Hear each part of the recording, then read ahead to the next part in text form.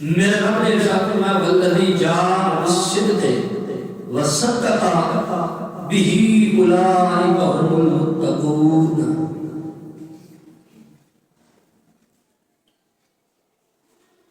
اس آیت کریمہ میں دو ذاتوں کا تذکرہ ہے.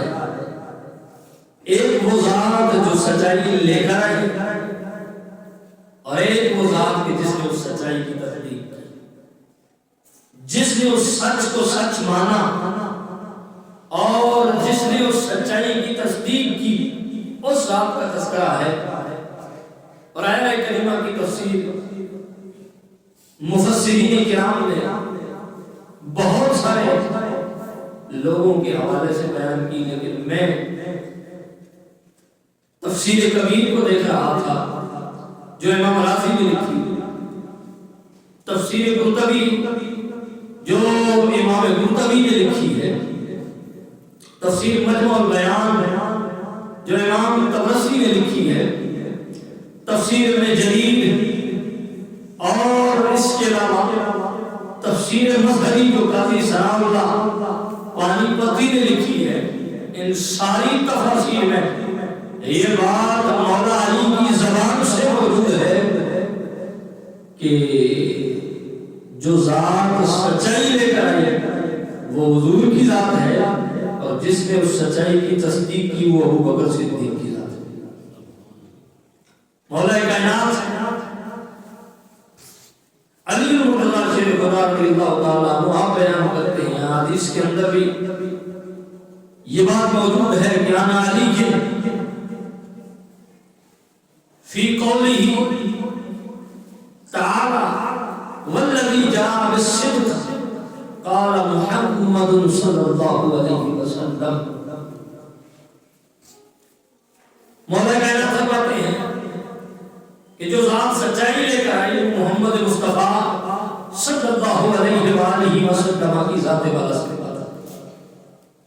اور مولا کائنات فرماتے ہیں کہ وصدق به، کہ جس نے اس کی تصدیق کی، قال ابو بکر، کوئی اور کوئی نہیں ہے، وہ حضرت ابوبکر صدیق کی ذات.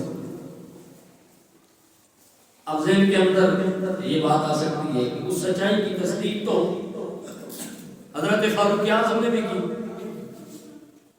ان کی تصدیق تو حضرت عثمان غنی نے بھی کی، ان کی تصدیق تو سارے صحابہ کرام نے کی. پھر ان کی اتباع میں حضور کی امت کے آج تک آنے والے لوگوں نے اس ذات کی سچائی کی تصدیق کی.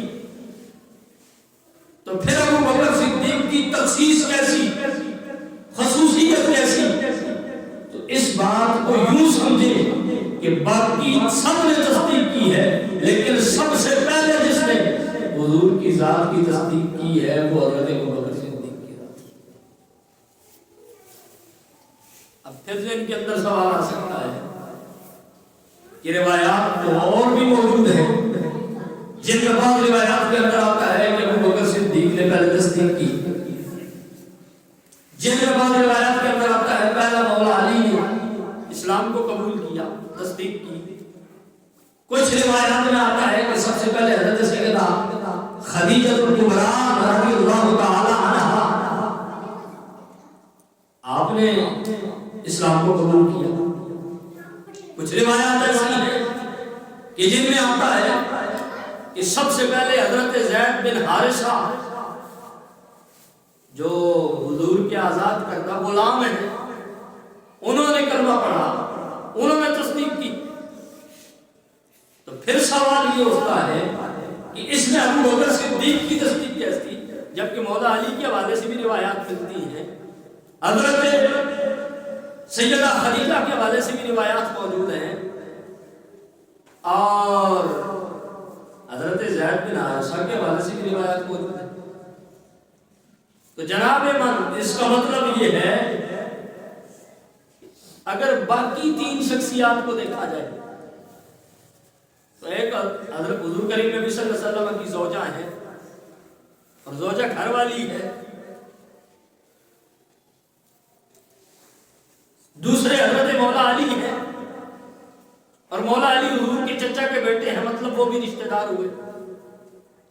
اور تیسرے حضرت زید بن حارثہ ہیں، وہ حضرت خدیجہ الکبریٰ کے غلام ہیں اور حضور کے بھی غلام ہیں. تو اس لیے بیوی نے شوہر کی تصدیق کی، چچا زاد نے چچا زاد کی تصدیق کی، غلام نے آقا کی تصدیق کی. یہ بھی کمال کی بات ہے، لیکن اس سے بڑھ کر کمال کی بات یہ ہے کہ اگر غیروں میں کسی نے سب سے پہلے مصطفیٰ کی تصدیق کی ہے تو وہ ابوبکر صدیق کی ذات ہے. یعنی خونی رشتہ تو کوئی نہیں ہے نا، کوئی اور تعلق اور مناسبت سوائے رفاقت کے، دوستی کے اور کچھ بھی نہیں ہے.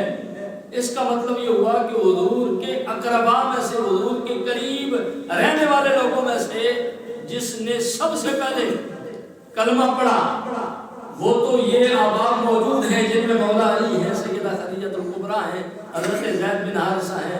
لیکن باہر والوں میں سے، اغیار میں سے، غیروں میں سے اگر کوئی پہلے کلمہ پڑھ رہا ہے تو وہ ابوبکر صدیق ہے. اس لیے قرآن نے کہا الذی جاء بالصدق وصدق بہ اولئک هم المتقون، کہ وہ ذات جو سچائی لے کر آئی یعنی مصطفیٰ کی ذات، اور وہ ذات جس نے اس کی تصدیق کی وہ حضرت ابوبکر صدیق کی ذات، اور ان کی اتباع میں تمام مومنین. فرمایا اولئک هم المتقون، یہ ساری متقی لوگوں کی جماعت ہے. تو مولا کائنات کی روایت بتا رہی ہے کہ صدق لانے والی ذات حضور کی ہے، اور جس نے سب سے پہلے اس کی تصدیق کی وہ ابوبکر صدیق کی ذات ہے. آگے چلیے.